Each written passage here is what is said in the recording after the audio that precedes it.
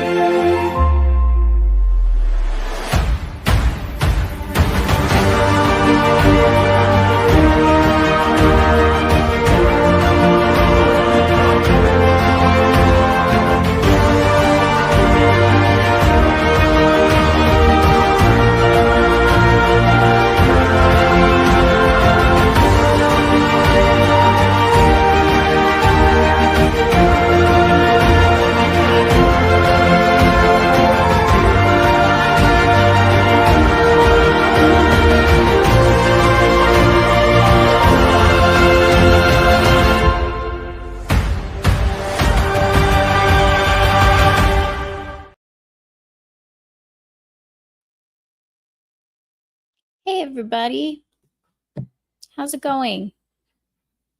How are you? Long time no see. Feels like it's been almost a month. Probably because it has. Although I feel like the last week has made it feel like it's a lot longer. Been a lot longer. I can't even freaking talk. I apologize. I just realized I didn't change my calendar for August or September. Oops. I clearly use that frequently. Good to be back, I guess. Was riding the high of my cruise that I went on, which was super fun and awesome. And had just posted about it on social media last Wednesday morning. Kind of felt like shit after that. Not that like anyone could even imagine what happened. Yeah, so it's been eventful since then, and I didn't feel right last week. If any of you didn't see my post on Twitter, doing a murder mystery stream for obvious reasons. With what happened to Charlie Kirk, it just didn't sit well with me. I was going to be a huge mess even if I tried. So, not saying I won't be tonight. Haven't had a day where I haven't cried since last Wednesday, even just a little bit, teared up, water droplets. So we'll see how this goes. But it's technically good to be back. I'm glad we get to stream again. Yeah. Hope you guys are doing well. Did you miss me?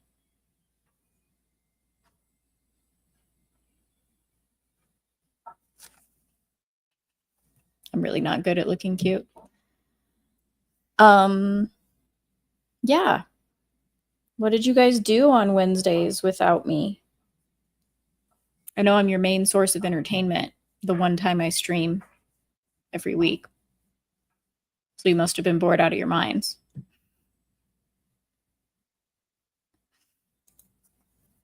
What's up, Legatus? How's it going? I realized after I posted on the social media that I forgot to post on YouTube why there was not a stream last week. For those of you who don't have Twitter, one of which is Legatus.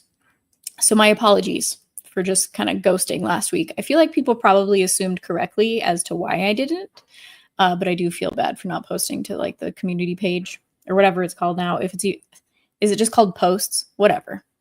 Used to be called the communities page. What's up, Sam? Won't be chatting much. You're gonna keep me company while I feel this. I hate self-evaluations. Mine is due sometime in October. Might be before the end of October. I can't quite remember. It might be October 2nd, which means I should probably get that turned in. They give us all year to do it. Like, they set it up, I think either February or March, we get the initial email saying, hey, it's ready for you to do your self-evaluation. And I'm like, what kind of sense does that make? The year just started. They went from giving us like a month to get it done at the end of the year and like scramble to giving us way too much time and then pestering us every 3 months in an email to say, hey, don't forget you have your self-evaluation. It's due on this date. Hilariously, I just ignore those emails. So that date is not stuck in my brain, but whatever. Yeah, I hate self-evaluations just in general. And then they do that crap and I'm just like, fine, whatever. I have had some downtime this year, so I put some random stuff in there, but it's just stupid. Like, just send it to us in August and say it's due in October. Like, come on. One extreme to another. What is this? All my people are just abandoning me tonight? That's kind of rude. Sup, Dom? Just saying, hey, have a good show. I hope everything's okay, Dom, with whatever came up. I don't begrudge you not being here live. I'll just tease you about it. Kel, what's up? Excuse you, sir. It's 3 weeks. I have missed 3 weeks. Just not gay. Just 3 weeks late. It's fine. That's never good, being 3 weeks late as a woman. Yeah, I know I'm unrecognizable, right? Yeah, and I didn't, there's no dolling myself up this evening. I don't know. Yeah. Everyone, you know what I find like the hardest thing to do, like on the streams that I've been on since last Wednesday, is everyone, how's it going? Type of questions, like at the beginning to do intros and whatnot. And I never knew how to answer it. So I just kind of said hi and carried on, which made it super awkward for Dermy and Static and Sam. But I couldn't really help it because I don't know how to answer a question like that in wake of what happened. I don't even know how to answer that when I'm asked that at work, especially because I work in a very liberal minded industry. Travel, it's luxury, so of course it's going to be liberal minded, which is hilarious. So it was always hard to answer that question. I'm not good at that stuff, like faking it or just handling it in general. I still harbor issues from like 2007 when my aunt passed away, whom this tattoo is for. So dealing with stuff like this is not my jam. And it wasn't exactly right to like gush about my cruise. So I never got to talk to people about like all the fun stuff I did. And as far as I recall. But it was fun. It was a nice 2-week break. I never take 2 weeks off, which is so funny because there's so many Australians and Kiwis on the cruise where they talk about how Americans don't get time off, and like it's sad because you should like relax more or something like that. And I'm just like, that's just not the American mindset. Like, work, get shit done. I wasn't going to sit there and insult them and like call them lazy or anything like that. I don't even necessarily think that they're lazy, but like, I don't know, the balance between work and leisure is just different, and it's a different mindset. So it's always fun to navigate those kind of conversations. I don't know why I started talking about that. I'm just babbling at this point. Legatus, yes, I miss you guys too. And I'm going to say that Legatus speaks for everyone. So you had to listen to your inner monologue without my stream. I am so sorry. That must have been terrible for you. Yeah. Which is somewhat unfortunate. I mean, like, I could have still streamed and, I don't know, talked about the situation, but that's not necessarily like, I don't even really do pop culture type talking stuff. Maybe someday I will, where that situation could have even like come into play. And I'm not well read on civics stuff, so me talking about it was not going to do much. I know reading could have been a good distraction for people just listening to me read. But there was no way I was going to be able to make it through that. I wish I was a stronger person. Yeah, the bitch's team leader. When your annual evaluation is overdue, 4 years of them. She hated doing evaluations, even though it's a part of her job. I mean, everyone at my company hates doing them. That's the funny thing. Well, and like I don't have a supervisor or a manager. I have a director. So like they skip 2 levels. I used to have a supervisor and a manager, and then just didn't have a director. And then my manager got promoted to director, which makes her like over 3 different departments. And so they just didn't give us a new manager, which was fine. I'm part of a 2-person team, essentially. And then there's my director as the 3rd person. So my current director has like 4 different teams under her. She doesn't have time to deal with all these stupid self-evaluations because we do them every single year. Every single year. I wouldn't mind them so much if they were like every 2 years or so, because honestly, it feels like we just get them done because her deadline is by like the first week of December or something to talk to all of us. Like, she has all of November to analyze what we put down and do her gradings or whatever on it in each section. And then we have the discussion in December, and then like we get pay increases in January type of thing. But like, and then it just immediately turns over to them sending the email again. And it's just like, I haven't done anything this year. This year just began.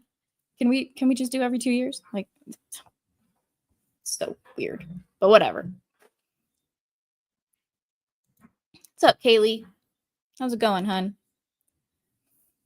Welcome. Never could get used to vacations. Growing up, I always got sick on family vacations and could not get back to get healthy again. That carried over to where I would rather get paid out vacation time. I understand. You should hear my inner monologue sometime. It's the reason my Twitter handle is what it is. Okay. Now that just makes me super curious.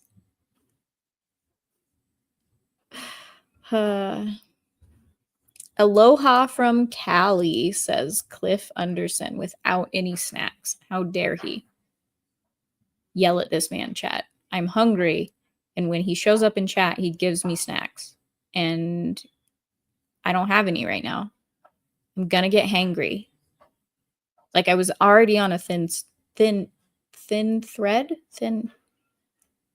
I can't even talk. I'm so hungry. Yay, snacks. Thank you, Cliff. Much appreciated. All right, everybody ready to get started? Yeah, well, type faster. See, Kel understands. I debated on putting my stream elements in the comments, but I ended up doing it because we're all trying to get back to some sort of normal, I think. And it's, yeah, not that I expect any of you to send me money. Like, you don't have to, is what I mean. But it is pinned at the top of the comments in YouTube. I guess I could put it in Rumble too, huh? There you go. Boom. And it's in Rumble. Yeah, so everybody ready to get started with the next book? I'm excited for some more Sherlock Holmes. It's not necessarily in order of like what, when, and what he published. It might be. I can't quite recall. But it's technically the second book that he wrote. So, The Sign at the Four. Oh, gosh. Maybe I should have tried to not look as horrendous, putting me on a television. Ugh. Oh, goodness. I don't remember what I'm doing or how I do the things I'm supposed to do. And they've changed things in StreamYard. What is this notes thing? Weird. Okay. I can do this. I can find the things, the media assets that I need. So let's get started, everybody. I'm probably only going to do 3 chapters per stream. So there is that. They might be shorter. But here we go.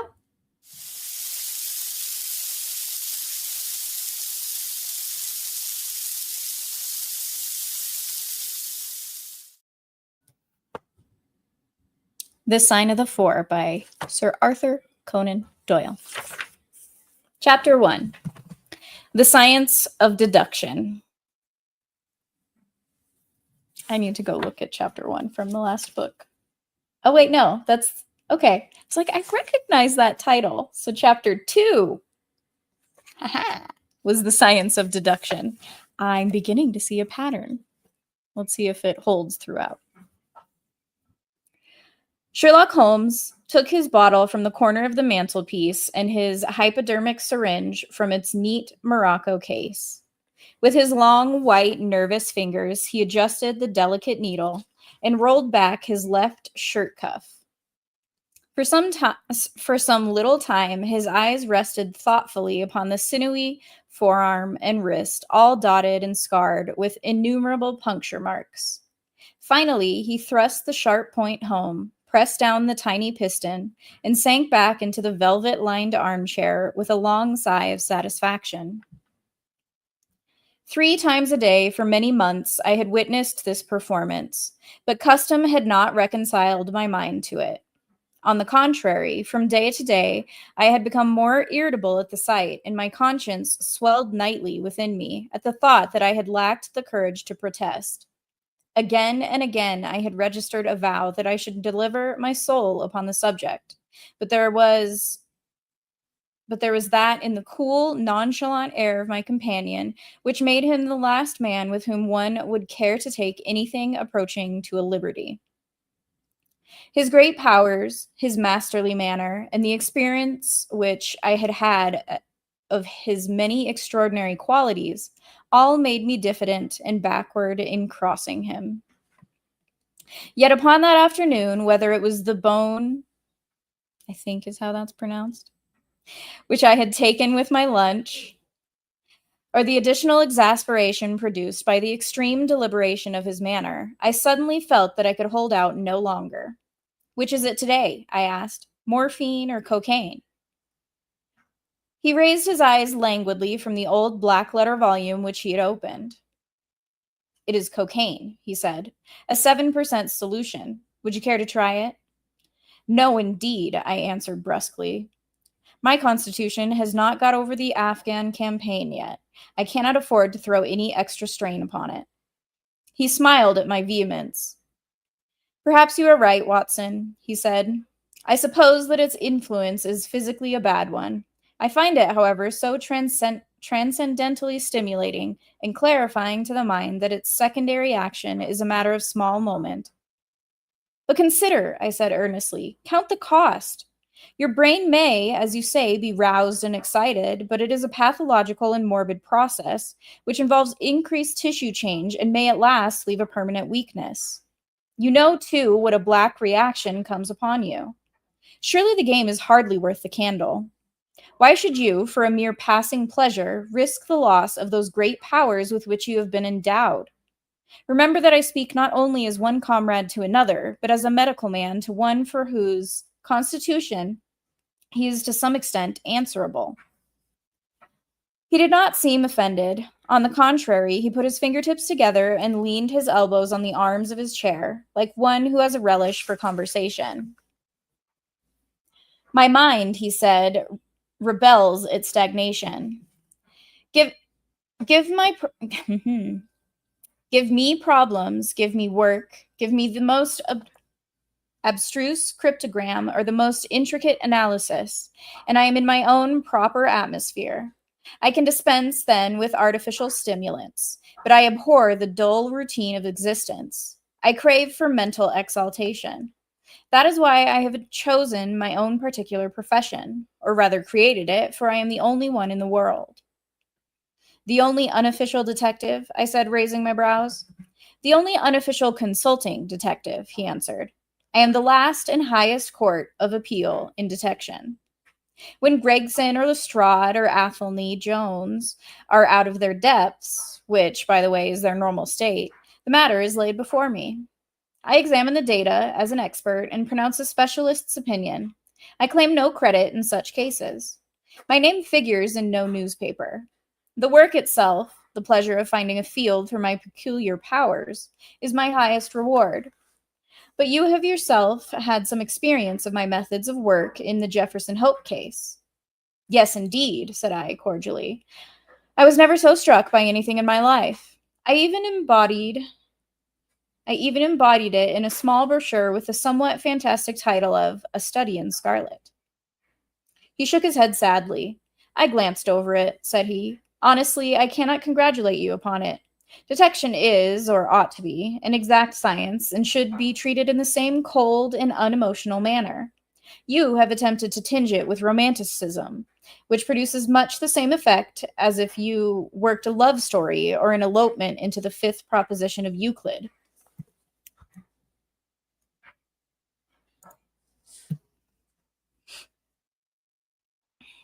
But the romance was there, I remonstrated. I could not tamper with the facts. Some facts should be suppressed, or at least a just sense of proportion should be observed in treating them. The only point in the case which deserved mention was the curious analytical reasoning from effects to causes by which I succeeded in unraveling it. I was annoyed at this criticism of a work which had been specially designed to please him. I confess, too, that I was irritated by the egotism which seemed to demand that every line of my pamphlet should be devoted to his own special doings. More than once during the years that I had lived with him in Baker Street, I had observed that a small vanity underlay my companion's quiet and didactic manner. I made no remark, however, but sat nursing my wounded leg. I had a Giselle bullet through it some time before, and though it did not prevent me from walking, it ached wearily at every change of the weather. My practice has extended recently to the continent, said Holmes after a while, filling up his old briar-root pipe. I was consulted last week by Francois Le Vaillard, who, as you probably know, has come rather to the front lately in the French detective service.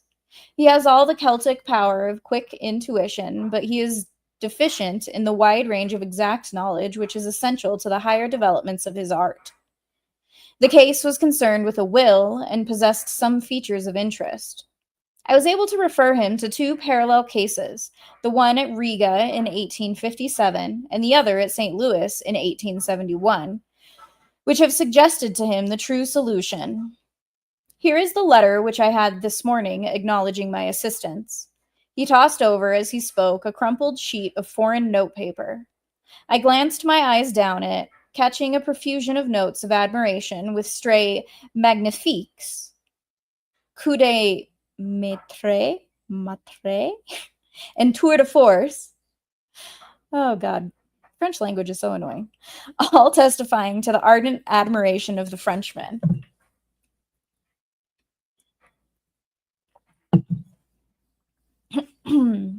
He speaks as a pupil to his master, said I. Oh, he rates my assistance too highly, said Sherlock Holmes lightly. He has considerable gifts himself. He possesses two out of the three qualities necessary for the ideal detective. He has the power of observation and that of deduction. He is only wanting in knowledge, and that may come in time. He is now translating my small works into French. Your works? Oh, didn't you know? He cried, laughing. Yes, I have been guilty of several monographs. They are all upon technical subjects. Each, for example, is one upon the distinction between the ashes of the various tobaccos. In it, I enumerate 140 forms of cigar, cigarette, and pipe tobacco, with colored plates illustrating the difference in the ash. It is a point which is continually turning up in criminal trials, and which is sometimes of supreme importance as a clue. If you can say definitely, for example, that some murder has been done by a man who is smoking an Indian lunka, Sam? It obviously narrows your field of search. To the trained eye, there is as much difference between the black ash of a trichinopoly and the white fluff of bird's eye as there is between a cabbage and a potato. You have an extraordinary genius for minutiae, I remarked. I appreciate their importance. There is my monograph upon the tracing of footsteps, with some remarks upon the uses of plaster of Paris as a preserver of impresses. Here, too, is a curious little work upon the influence of a trade upon the form of the hand, with lithotypes of the hands of slaters, sailors, cork cutters, compositors, weavers, and diamond polishers. That is a matter of great practical interest to the scientific detective, especially in cases of unclaimed bodies or in discovering the antecedents of criminals. But I weary you with my hobby. Not at all, I answered earnestly. It is of the greatest interest to me, especially since I have had the opportunity of observing your practical application of it. But you spoke just now of observation and deduction. Surely the one to some extent implies the other. Why, hardly, he answered, leaning back luxuriously in his armchair and sending up thick blue wreaths from his pipe. For example, observation shows me that you have been to the Wigmore Street post office this morning, but deduction lets me know that when there you dispatched a telegram. Right, said I, right on both points. But I confess that I don't see how you arrived at it. It was a sudden impulse upon my part, and I have mentioned it to no one. It is simplicity itself, he remarked, chuckling at my surprise. So absurdly simple that an explanation is superfluous. And yet it may serve to define the limitations of observation and of deduction. Observation tells me that you have a little reddish mold adhering to your instep. Just opposite the Seymour Street office, they have taken up the pavement and thrown up some earth, which lies in such a way that it is difficult to avoid treading in it in entering. The earth is of this peculiar reddish tint, which is found, as far as I know, nowhere else in the neighborhood. So much is observation. The rest is deduction. How then did you deduce the telegram? Why, of course I knew that you had not written a letter, since I sat opposite to you all morning. I see also in your open desk there that you have a sheet of stamps and a thick bundle of postcards. What could you go into the post office for, then, but to send a wire? Eliminate all other factors, and the one which remains must be the truth. In this case, it certainly is so, I replied after a little thought. The thing, however, is, as you say, of the simplest. Would you think me impertinent if I were to put your theories to a more severe test? On the contrary, he answered, it would prevent me from taking a second dose of cocaine. I should be delighted to look into any problem which you might submit to me. I have heard you say that it is difficult for a man to have any object in daily use without leaving the impress of his individuality upon it in such a way that a trained observer might read it. Now I have here a watch which has recently come into my possession.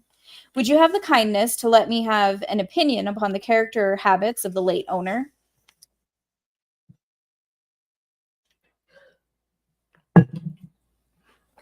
I handed him over the watch with some slight feeling of amusement in my heart, for the test was, as I thought, an impossible one, and I intended it as a lesson against the somewhat dogmatic tone which he occasionally assumed. He balanced the watch in his hand, gazed hard at the dial, opened the back, and examined the works, first with his naked eyes, and then with a powerful convex lens. I could hardly keep from smiling at his crestfallen face when he finally snapped the case to and handed it back. There are hardly any data, he remarked. The watch has been recently cleaned, which robs me of my most suggestive facts. You are right, I answered. It was cleaned before being sent to me. In my heart, I accused my companion of putting forward a most lame and impotent excuse to cover his failure. What data could he expect from an uncleaned watch? Though unsatisfactory, my research has not been entirely barren, he observed, staring up at the ceiling with the dreamy, lackluster eyes.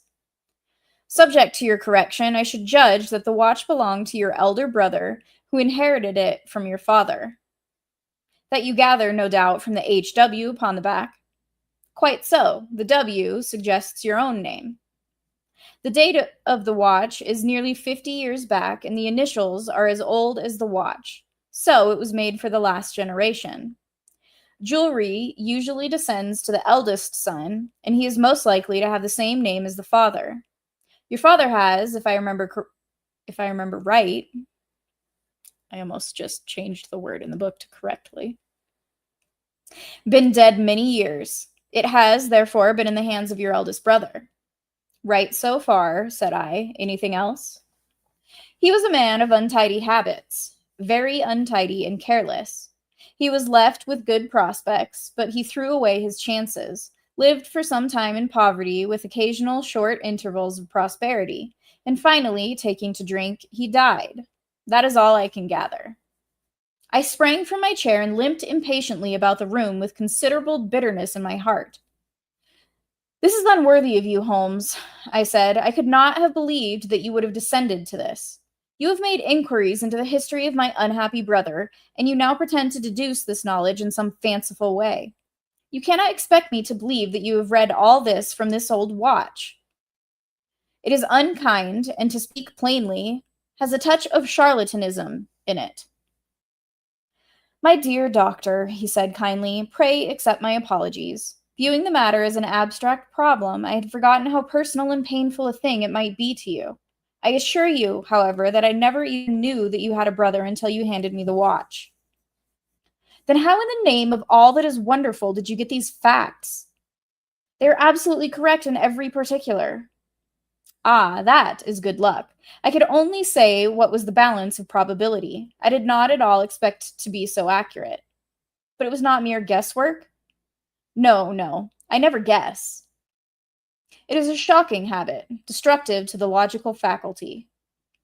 What seems strange to you is only so because you do not follow my train of thought or observe the small facts upon which large inferences may depend. For example, I began by stating that your brother was careless.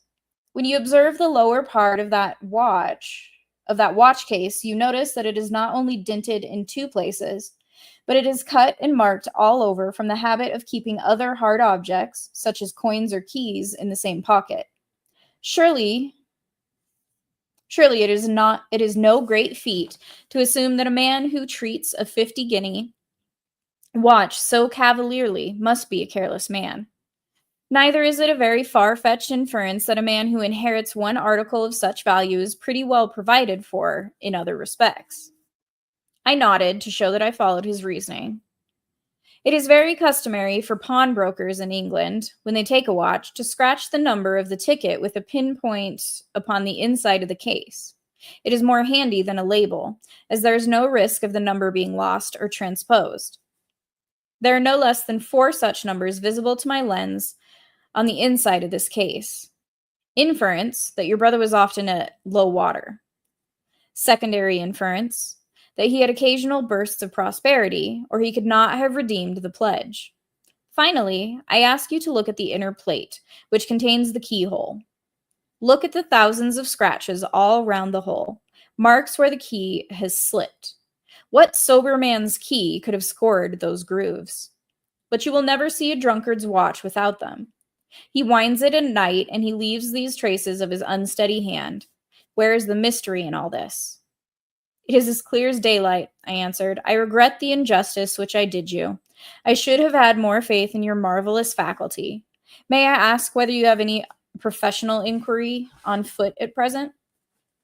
None, hence the cocaine. I cannot live without brain work. What else is there to live for? Stand at the window here. Was ever such a dreary, dismal, unprofitable world? See how the yellow fog swirls down the street and drifts across the dun-colored houses. What could be more hopelessly prosaic and material? What is the use of having powers, doctor, when one has no field upon which to exert them? Crime is commonplace, existence is commonplace, and no qualities save those which are commonplace have any function upon earth. I had opened my mouth to reply to his tirade, when with a crisp knock our landlady entered, bearing a card upon the brass salver. A young lady for you, sir, she said, addressing my companion. Miss Mary Morstan, he read. I have no recollection of the name. Ask the young lady to step in, Mrs. Hudson. Don't go, doctor. I should prefer that you remain. That is an interesting reasoning to give for doing cocaine, I guess. I feel like that was a very wordy way to say bored. He was bored. Because that's what I sum up that to be, at least. The goddess. Pretty low standards, I'd say. Thanks, Cliff. Holmes knows how to party. Sure, I guess you can call it that. I've never done cocaine, so...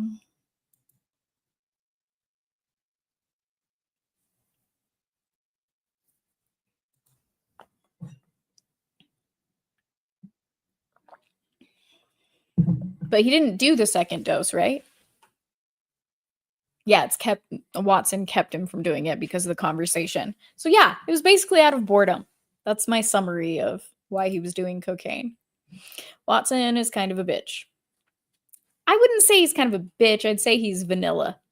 And he's also a doctor, so I don't exactly blame him for his feelings on the matter.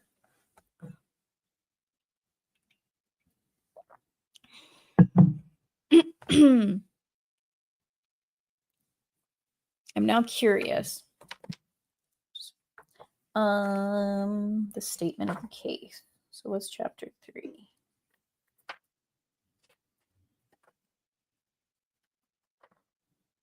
Okay. Different title for chapter 3. I'm going to cheat now and go back to the table of contents to see if there's any other. In quest of a solution. Yes, I'm cheating, and I'm telling you about it, so you can't get mad at me.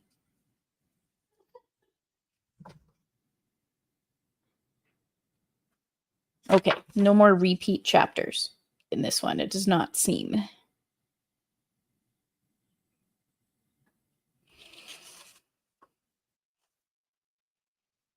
Adventures, memoirs, return. The Hound of Baskervilles. Okay. So the third book, the first chapter of the third book starts with the same title from the first book, which is Mr. Sherlock Holmes. It's interesting.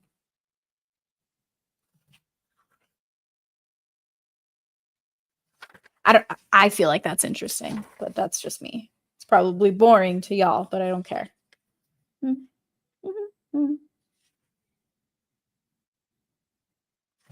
This one does not have parts, so it's 12 chapters, by the way, in total.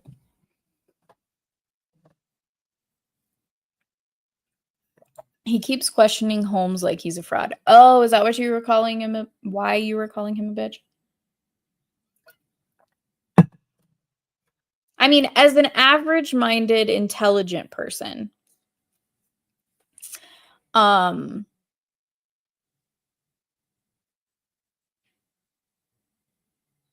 wouldn't you jump to conclusions, maybe? You'd think you'd know better by now. I mean, technically, this is the second adventure, if you will, that they've been on.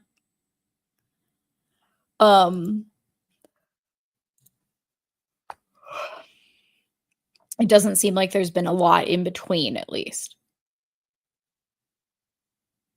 since they mentioned Jefferson Hope, the Jefferson Hope case, or whatever they called it, something such or other.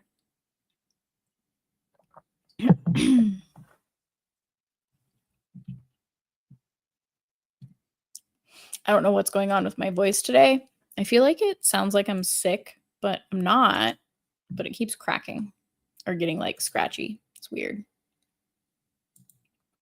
Just an FYI. Enjoy your adventure, Cliff.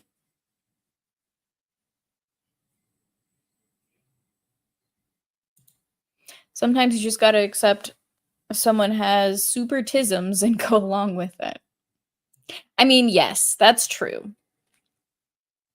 I mean, that's a valid thought process.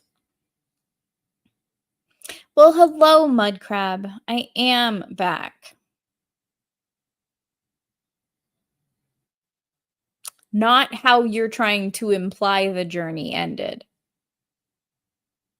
But it did end. I still can't believe you put that on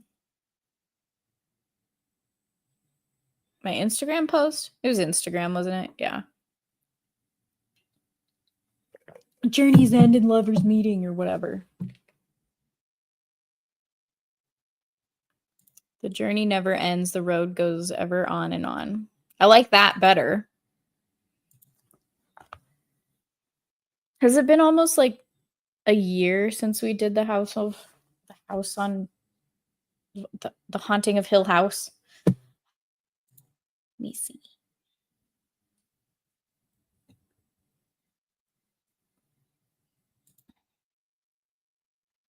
God, there were so many streams for the Journey to the West. Oh, yep. It has been a year, September. It was July 11th through September 11th. I didn't realize that was 9/11 for the Let It Simmer. God, that stupid story. Damn it, devil. All your fault.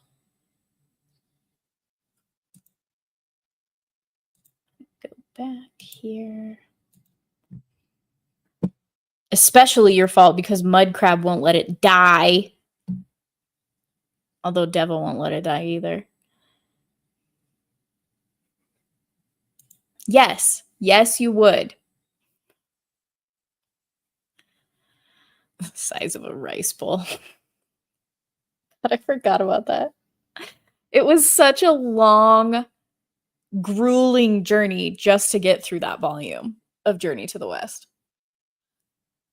That I feel like what's hilarious So after I finished reading that, not too long afterward, when I was in my K-drama discovery of good shows that the West no longer knows how to produce, there was a K-drama that I came across called A Korean Odyssey. I wasn't too sure on it, like if I was gonna like it or not. And then I may have already told you the story, so bear with me if I have, and it's a repeat, but I feel like talking. So uh I don't know, it might have been by like the second or third episode where I was just like, I feel like this is Journey to the West because of the characters and the different things that they said. So there's like a pig-like demon character, and then the main male lead is the Monkey King. It might have been the first episode. It might have been the first episode. I can't remember who the other dude is. Oh, he was a bull. Whoever the bull was. I don't remember which character from Journey to the West it was, but it was really cool what they did with it. And I thoroughly enjoyed it. But K-dramas get a lot of hate for no reason because most of them are romance. But there are good action ones out there. And the first one that I technically watched that had like a bit of romance in it was called The Atypical Family. And the reason I even started watching it is because it was about a family that had superpowers, but they had lost their powers due to lifestyle diseases. So someone has the power to go back to times in his past, happy moments in his past, and he has depression, so he lost his powers. He wasn't able to travel back to his happy moments because he couldn't be happy, essentially. Another one has precognitive dreams, and she suffers from insomnia. And another could fly, but she suffers from being overweight and not being able to lose the weight, so she lost her powers. So it was cool. It's a cool show. I'm now on my second rewatch of the show. But anyway, there was a reason I started bringing this up. Oh, Korean Odyssey. Yeah.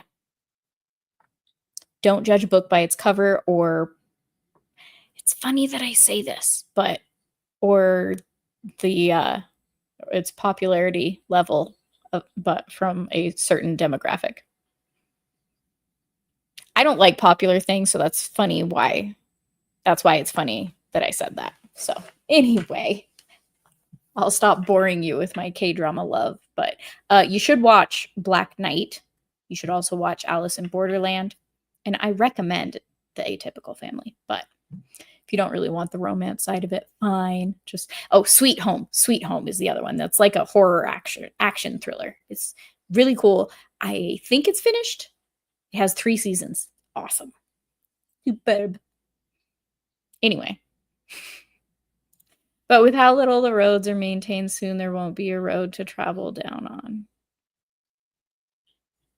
You're continuing Kel's quote. That's nice. Just got to make your own path. Look at us. Off-roading. If you got the right vehicles. Yes, that's true. Way to be resourceful. Let's carry on. Now that I've blathered on about K-dramas, bored you to death.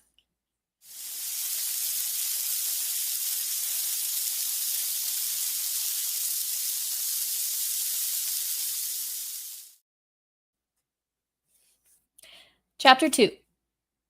The Statement of the Case. Miss Morstan entered the room with a firm step and an outward composure of manner. She was a blonde young lady, small, dainty, well-gloved, and dressed in the most perfect taste. There was, however, a plainness and simplicity about her costume which bore with it a suggestion of limited means. The dress was a somber grayish beige, untrimmed and unbraided, and she wore a small turban of the same dull hue, relieved only by a suspicion of white feather in the side.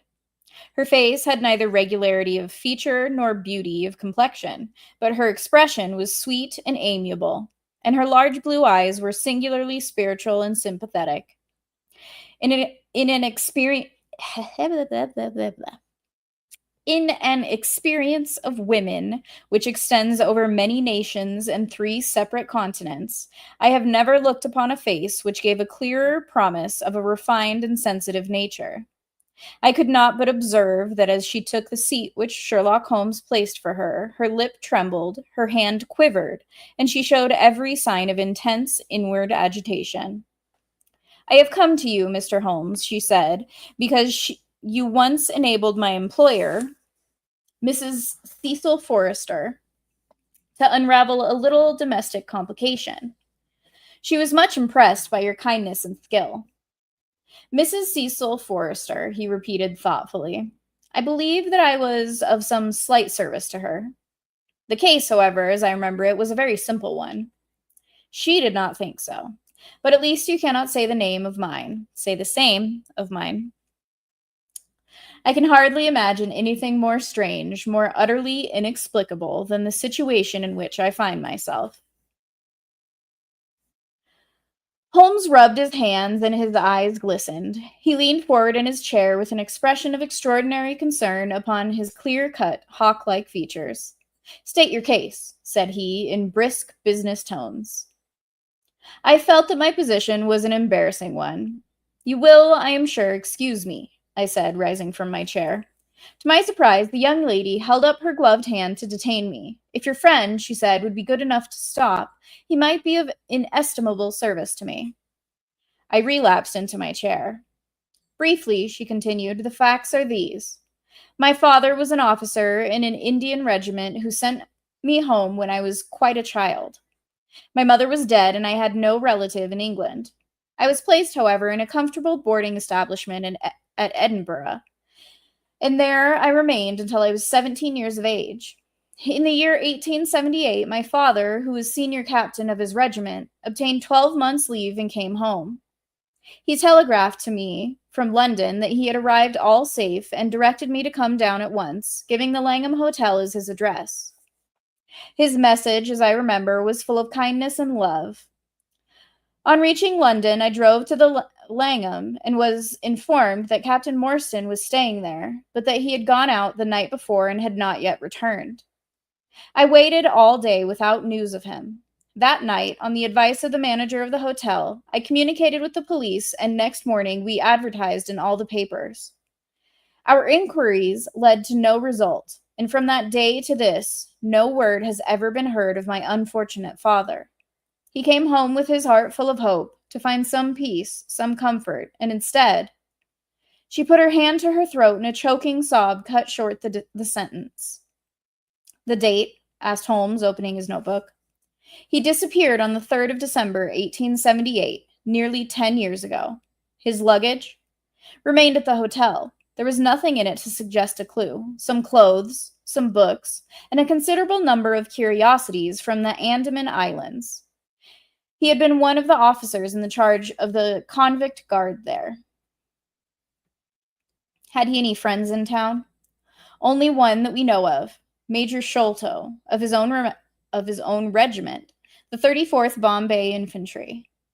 The major had retired some little time before and lived at Upper Norwood. He communicated with them, of course, but he did not even know that his brother officer was in England." "A singular case," remarked Holmes. "I have not yet described to you the most singular part. About 6 years ago, to be exact, upon the 4th of May, 1882, an advertisement appeared in the Times asking for the address of Miss Mary Morstan and stating that it would be to her advantage to come forward. There was no name or address appended. I had at that time just entered the family of Mrs. Cecil Forrester in the capacity of governess. By her advice, I published my address in the advertisement column. The same day, there arrived through the post a small cardboard box addressed to me, which I found to contain a very large and lustrous pearl. No word of writing was enclosed. Since then, every year upon the same date, there has always appeared a similar box containing a similar pearl without any clue as to the sender. They have been pronounced by an expert to be of a rare variety and of considerable value. You can see for yourselves that they are very handsome. She opened a flat box as she spoke and showed me 6 of the finest pearls that I had ever seen. Your statement is most interesting, said Sherlock Holmes. Has anything else occurred to you? Yes, and no later than today. That is why I have come to you. This morning I received this letter, which you will perhaps read for yourself.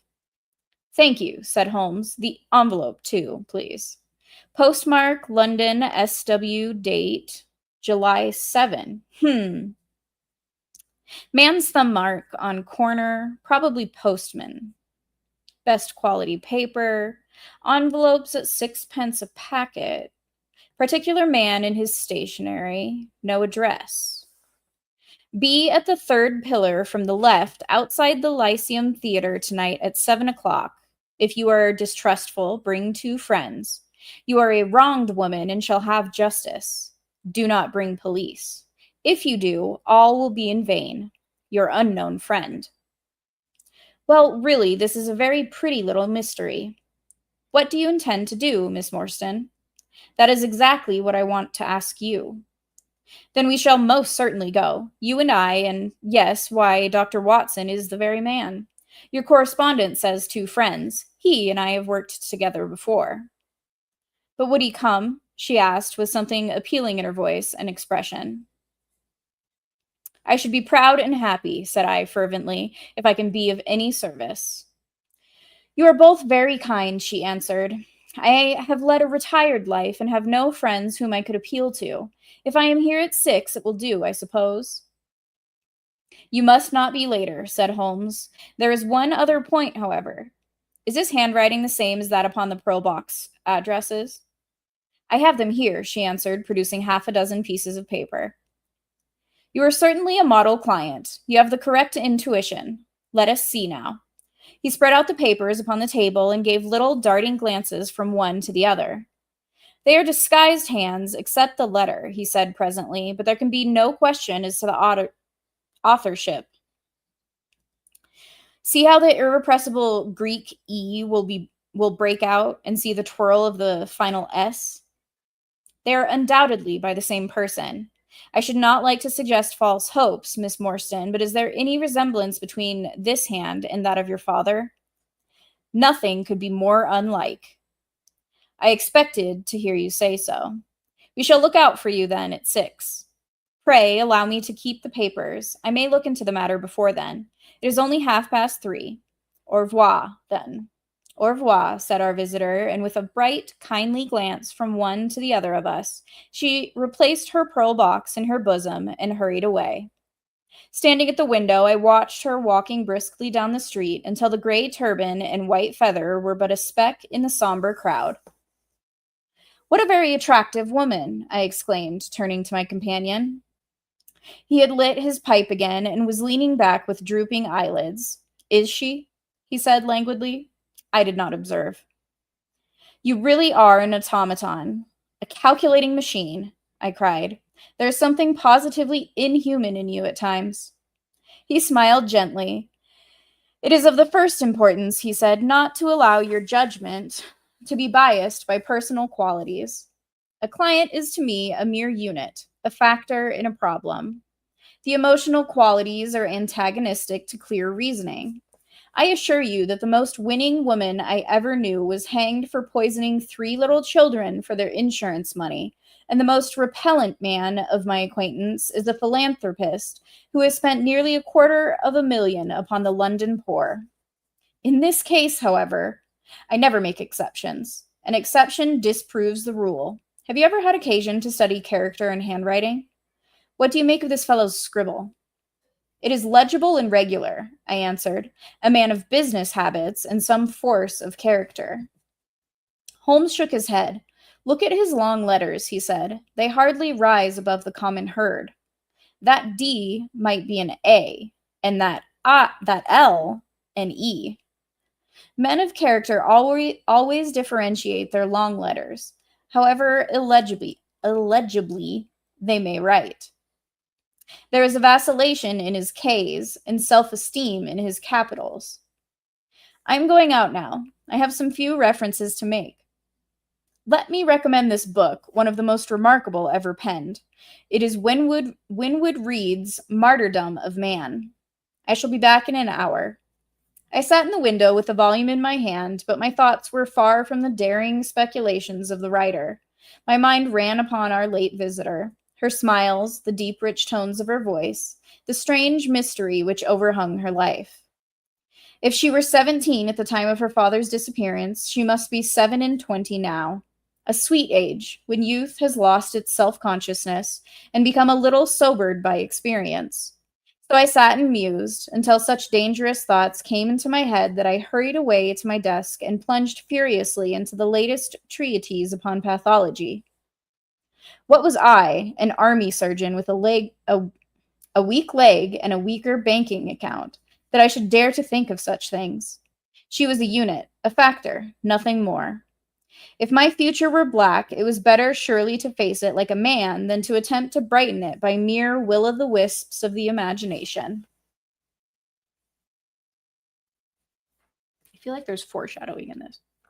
We'll see, though. That is just speculation on my part.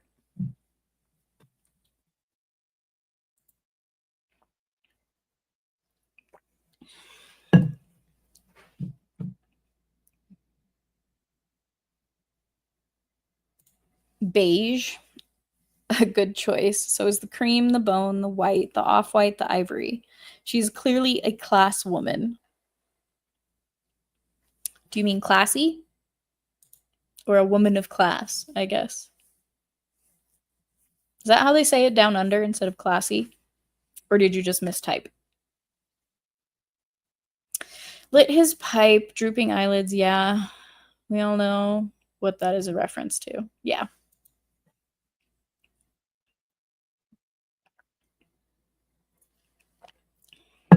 So do you think her dad's dead? Or is he missing?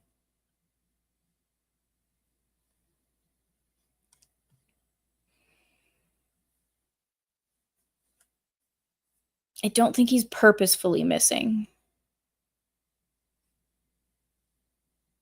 All class, probably involved in cricket. Cricket is gay. Baseball is better.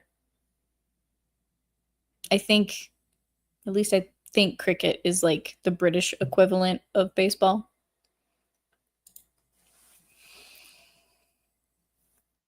I could be wrong in that. I won't hold my breath.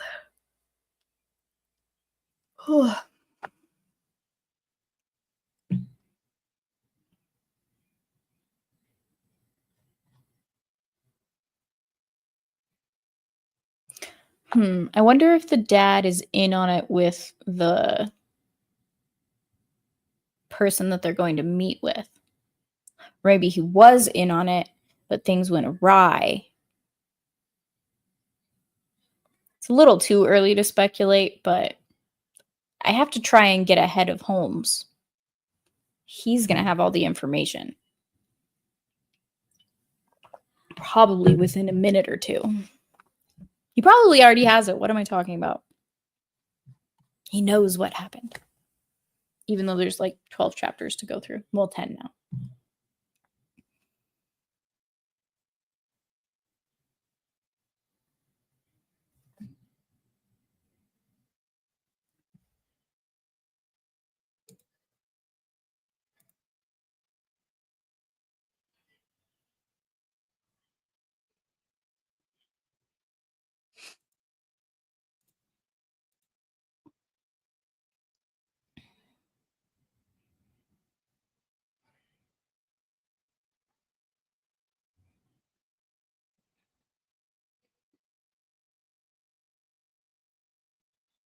Sorry, I got distracted by a message.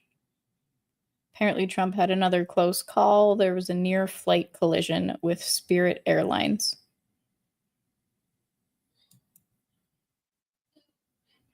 I'm actually surprised that I was on 6 flights, so 3 on the way over to Cambodia and 3 on the way back.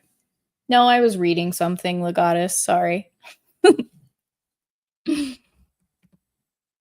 Maybe I'm good at pretending to be frozen. Hopefully it didn't freeze. Yeah, no. I'm still good. My bad, guys. Oh, but yeah, so out of the 6 flights, only one of them was kind of questionable because like I was in the back, middle seats, like I was on the aisle seat, but the middle section.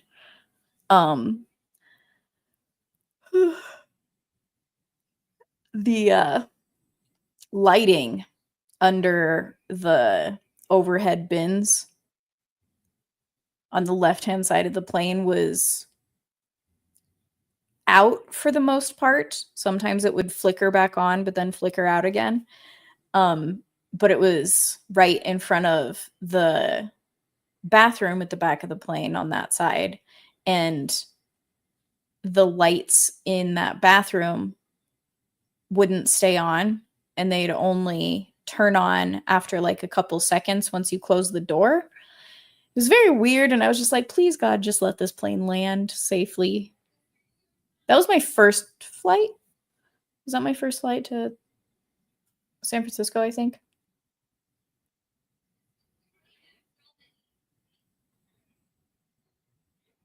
It was into Singapore.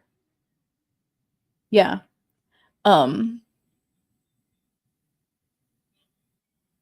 Yeah, it was. It was my first flight from Denver to San Francisco. And I was just like, I've heard stories about like one side of the plane having mechanical issues and these lights going in and out half the time. I don't know about this flight, guys. And then on the way back, only one flight had issues, and it was basically because we were flying above a like typhoon. So there was a lot of turbulence. And it was going from Ho Chi Minh City to Narita. Yeah, it was Narita, Tokyo, Japan. They have 2. So they have Haneda Airport and Narita. And well, that was fine. When we were leaving, there was some turbulence.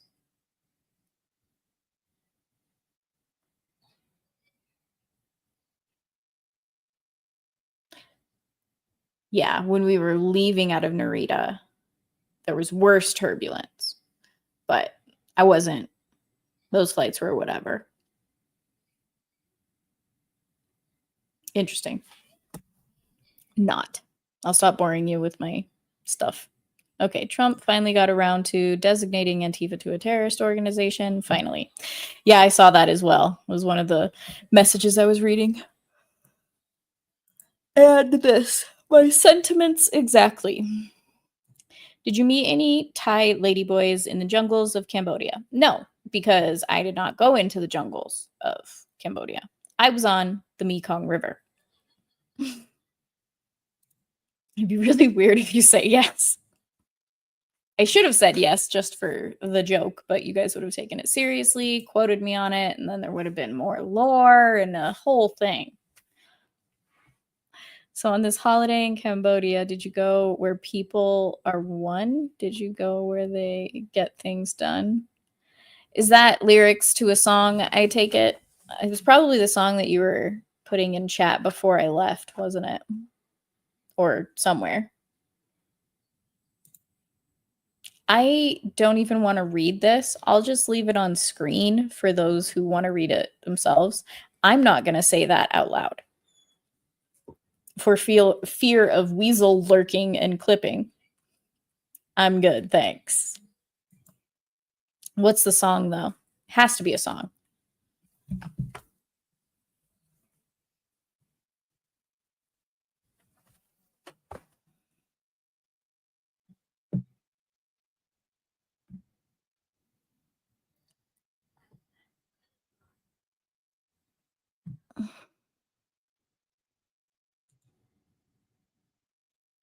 Nope. I know you or someone has told me, but my memory is lacking, especially for things that I don't have a deep connection to. Things and people, I guess.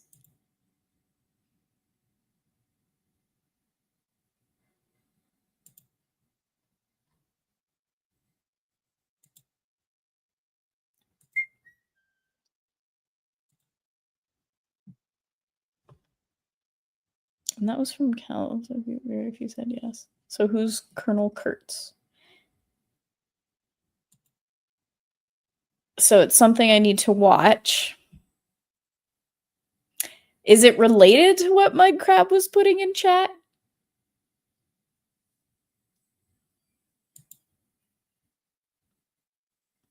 Playing ethnic jazz to parade your snaz on your $5,000 stereo. I don't know what's going on with you. Apocalypse Now. Okay. Yeah, I've never seen that. And the horror. I'm so confused with you guys right now. Not hard to do, especially with my brain as it is in its current state.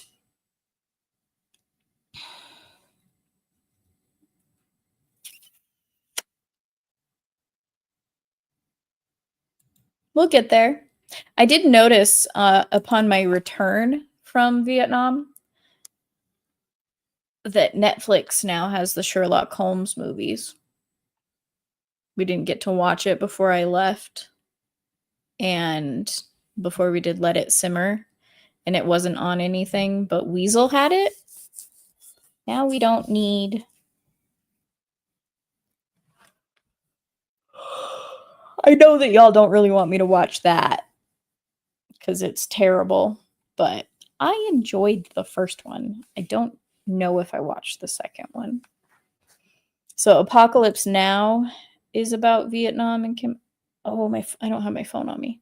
I'll be right back because there's something I took a photo of that I should... Or did I take a photo of it? I'll be right back. Hold, please.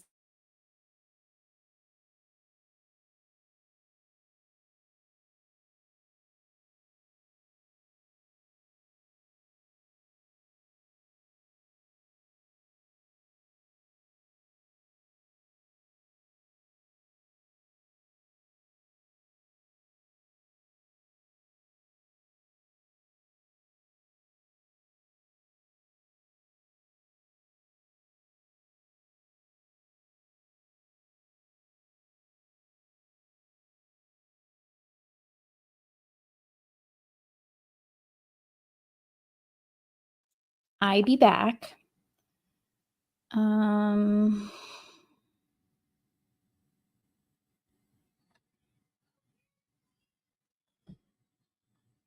Let me see if I have the list. So one thing that on the cruise takes place is each night after 9 p.m. there's a movie played on the TVs in the cabins, and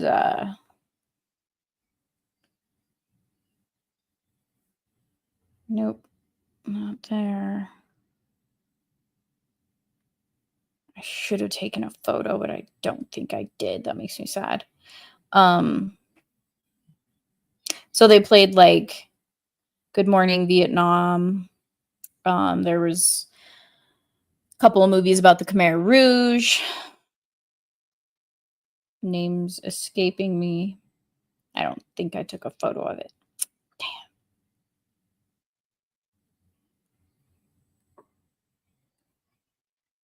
Damn. There was one that had a questionable... I don't think it was rated. Like, I think it was an unrated movie that should have been rated R.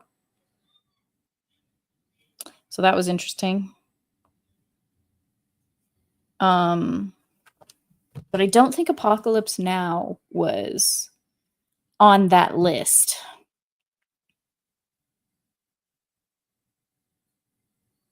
And now I wonder if there's a reason why it wouldn't be, and if it compares to the other movie that I was like, I think we should probably warn the guests about this movie. Just maybe a graphic warning. Let's see. Gal's been to school for a year or two, so she's seen it all. And Daniel's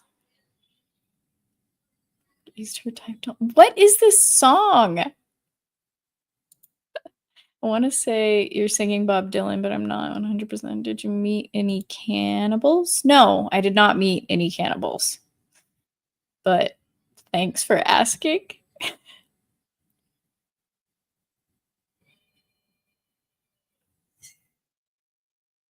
Oh, Lord. I wonder if this is Dom from far away. Oh, good Lord. It's definitely Dom. Thank you for the $20. LeBron states, need any tips on reading? Definitely not from you, LeBron. I got past the first page. Thank you, Dom.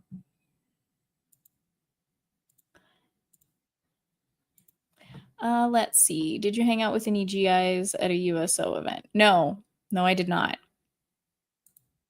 I did go to the Rex Hotel, though. Hi, bud. In Saigon / what is now called Ho Chi Minh City. Hi.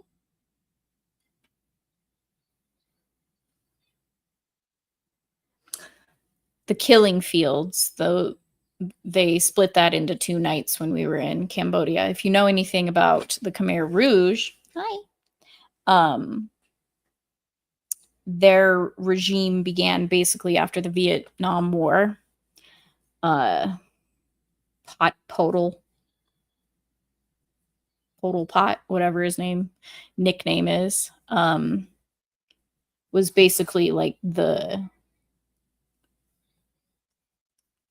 mustache man of the Khmer Rouge. Dermy's favorite mustache man, that is.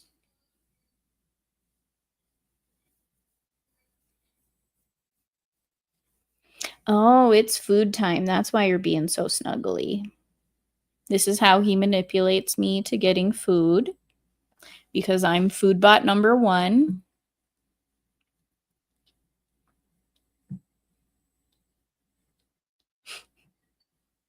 All right. You dorks. I'm going to go feed this cat real quick. So I'll be right back again.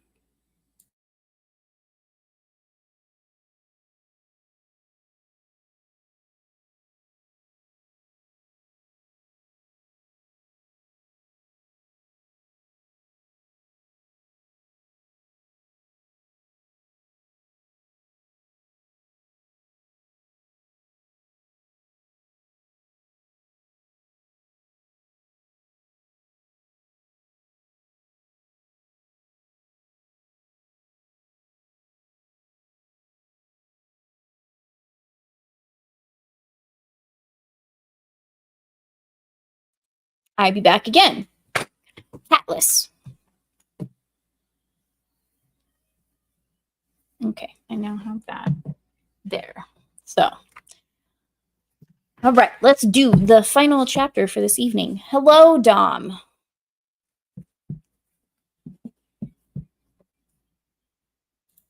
Oop, wrong person, because Static came in and threw off the numbers.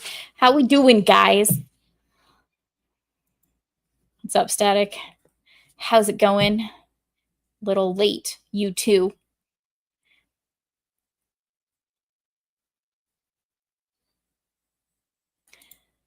You are so quirky, Mudcrab. You don't have to leave, Static.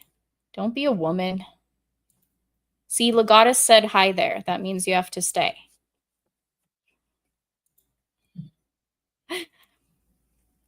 let's move on to chapter 3. Let's see if Sherlock has basically got it figured out or not. He seems like the type that would.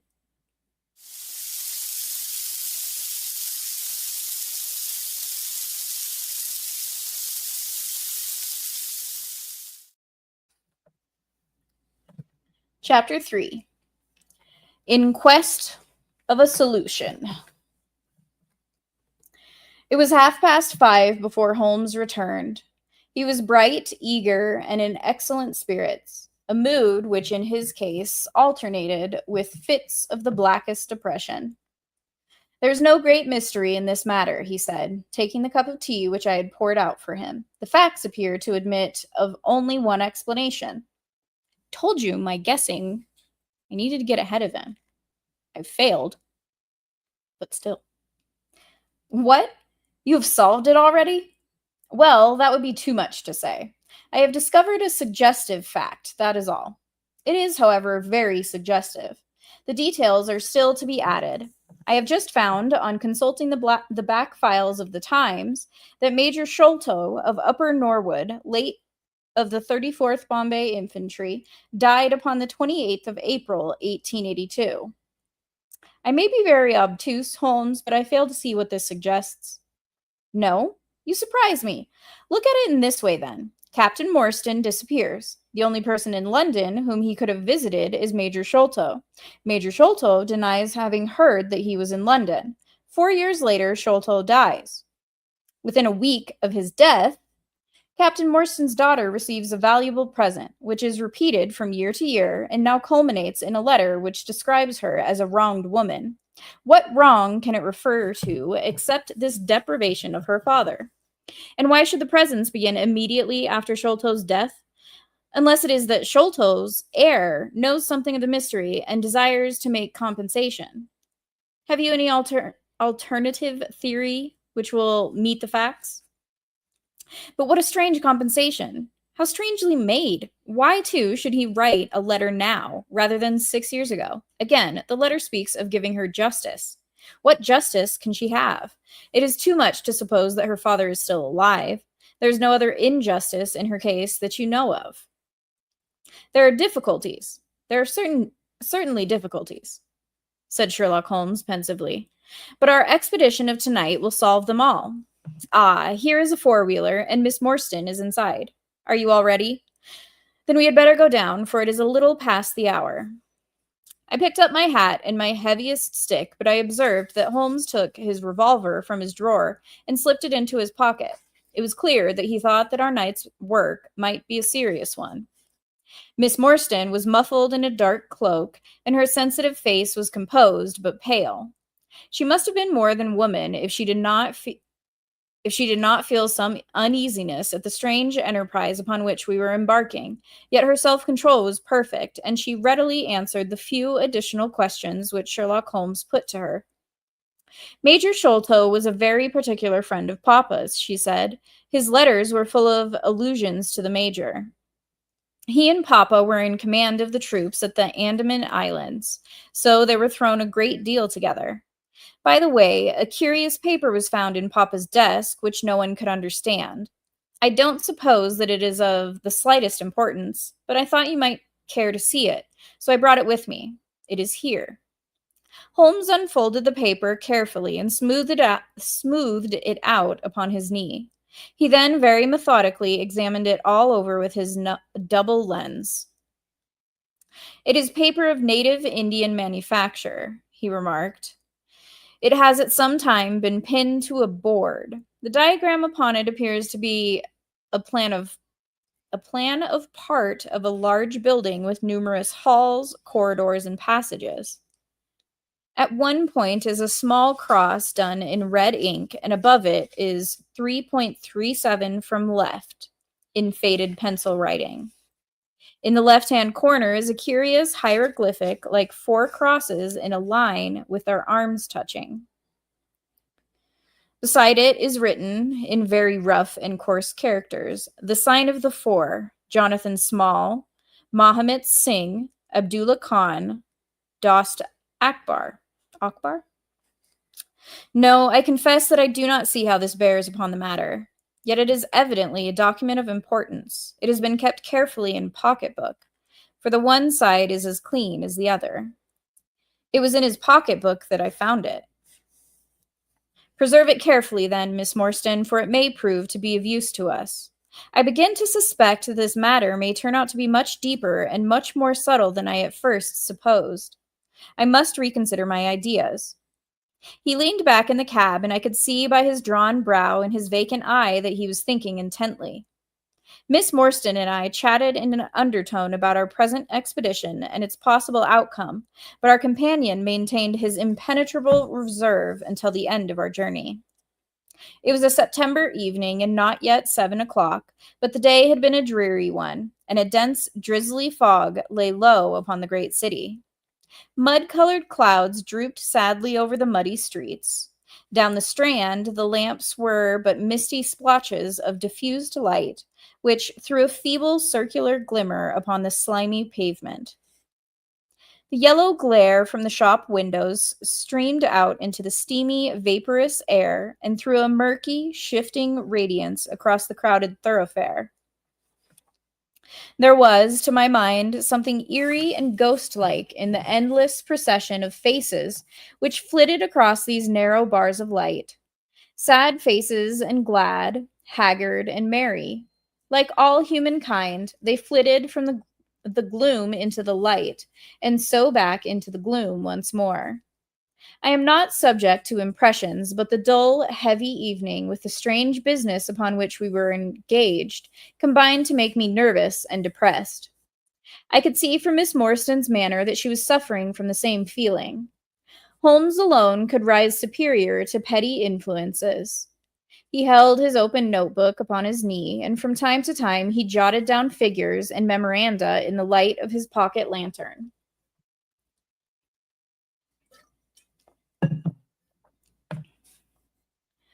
At the Lyceum Theater, the crowds were already thick at the side entrances. In front, a continuous stream of hansoms and four-wheelers were rattling up, discharging their cargoes of shirt-fronted men and bediamonded women. Bediamonded women. That is a weird word. Bediamonded. That doesn't even sound like a word. Freaking British, man.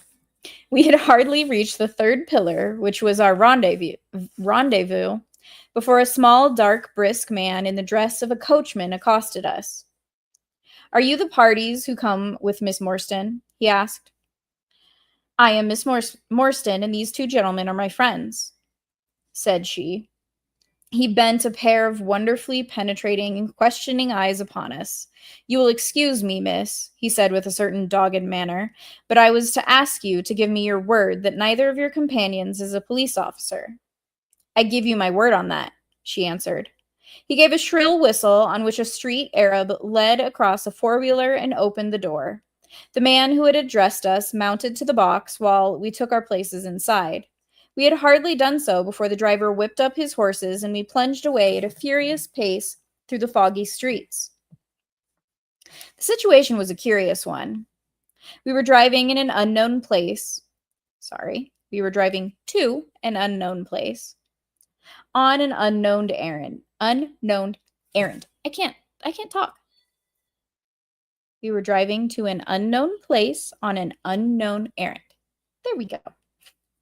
Yet our invitation was either a complex hoax, which was an inconceivable hypothesis, or else we had good reason to think that important issues might hang upon our journey. I see I am pixelated, so hopefully you can at least hear me. Never fails, I swear. Miss Morstan's demeanor was as resolute and collected as ever. I endeavored to cheer and amuse her by reminiscences of my adventures in Afghanistan. But, to tell the truth, I was myself so excited at our situation and so curious as to our destination that my stories were slightly involved. To this day, she declares that I told her one moving anecdote as to how a musket looked into my tent at the dead of night and how I fired a double-barreled tiger cub at it. At first, I had some idea as to the direction in which we were driving, but soon what What with our pace, the fog, and my own limited knowledge of London, I lost my bearings and knew nothing, save that we seemed to be going a very long way. Sherlock Holmes was never at fault, however, and he muttered the names as the cab rattled through squares and in and out by tortuous by-streets. Rochester Row, said he. Now Vincent Square. Now we come out on the Vauxhall Bridge Road. We are making for the Surrey side, apparently. Yes, I thought so. Now we are on the bridge. You can catch glimpses of the river. We did indeed get a fleeting view of a stretch of the Thames, with the lamps shining upon the broad, silent water. But our cab dashed on, and was soon involved in a labyrinth of streets upon the other side. Wordsworth Road, said my companion. Priory Road.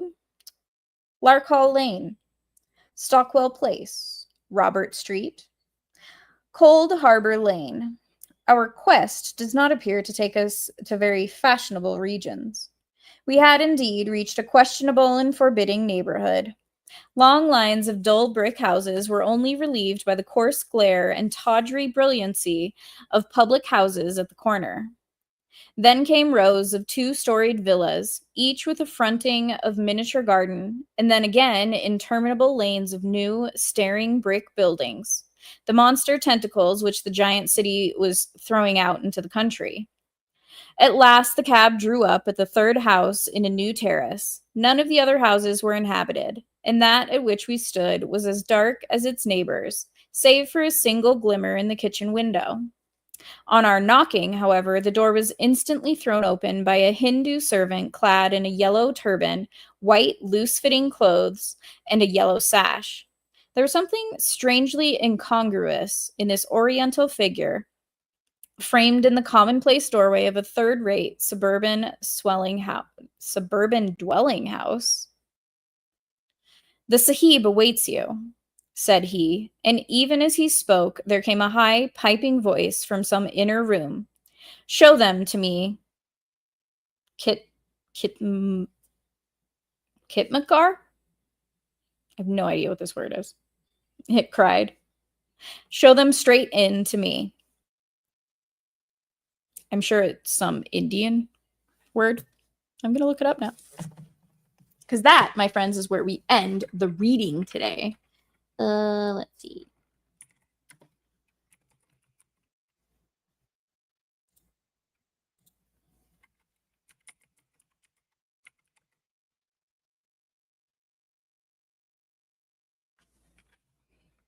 That's funny. It detects it as Vietnamese, but I really don't. Nope.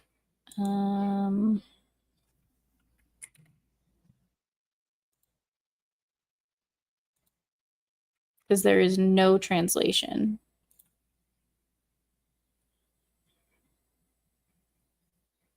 No me gusta. Okay, I'm going to try it this way.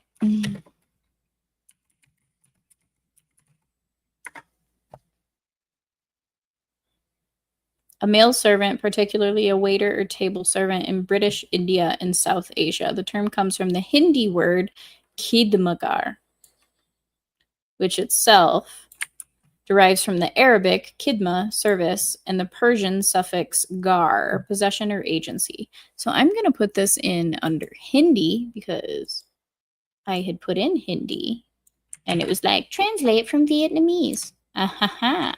Okay, so yeah. Serviceman in Hindi, adjacent verbiage, stuff, and things. I'm really good at leaving y'all on cliffhangers, aren't I? I probably should not do that. Okay. Hey, look, I'm not pixelated anymore. Okay. Absolutely ancient. Oh, because you're a dinosaur, Kel, I see. I told you about that Dead Kennedys song. I don't remember things. You should know this by now. I don't know if you were talking to me with this comment static.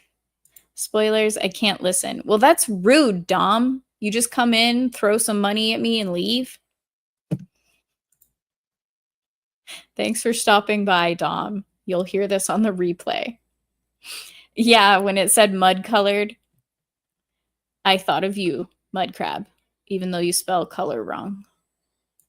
Weirdos and your stupid U's that make no sense. I'm calling it was Mamit Singh.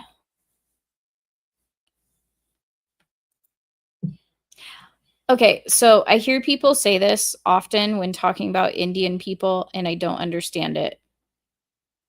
Is this like an internet meme thing, or do Indians say do not redeem? Or is this like warning people against scammers that are Indian? So don't redeem whatever they're trying to sell you? I'm really confused. My bad.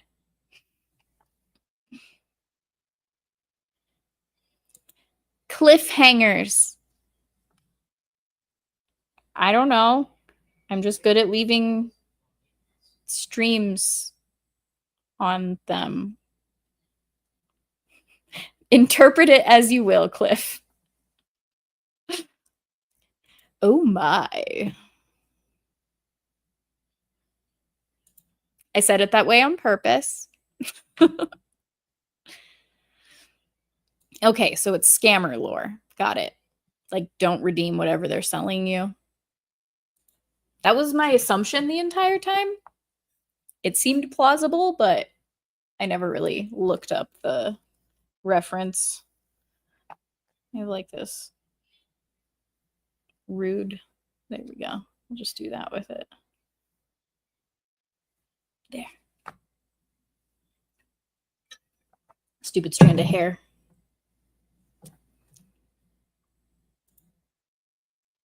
It's my waifu lore. I could see that. Hangnail. It's driving me crazy. Don't mind me. Gotcha, bitch.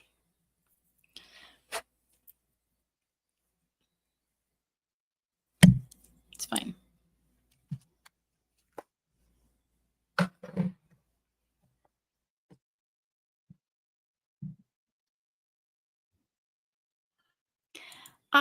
But I kind of can. I'm sorry, Legatus. Actually, here, let me look and see how long chapter 4 is. I guess I could try doing these. Oh no. This is a rather long chapter. So stopping at 3 is where we're gonna be.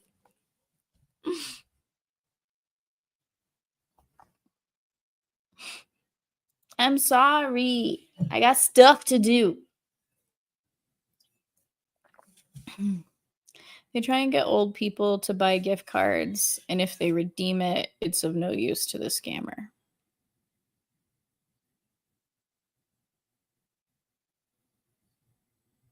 The gift card?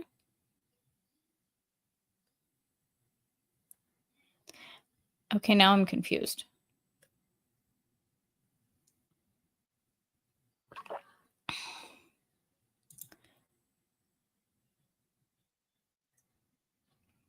Oops, too late. Sorry, mud crab. A witch is going to come after me.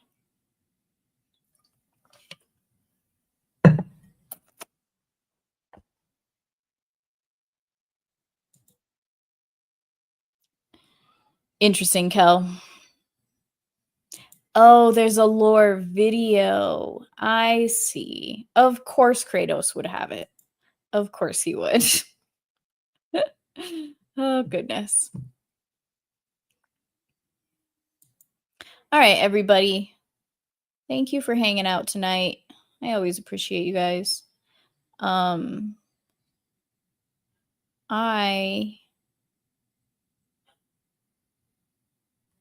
got distracted for a second. I do have to head out shortly.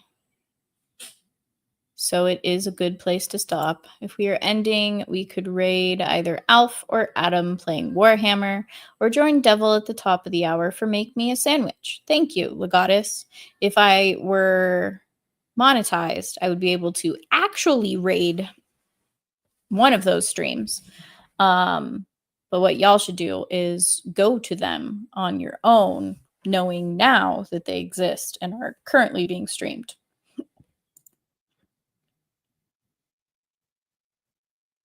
I'll have to think about this, Mudcrab. I don't know if I could just easily give away my stream. Thank you for the hearts, Cliff. SG1 stream in 8 hours. Yeah, you could wait 8 hours and watch the full Aussie talk about Stargate SG1.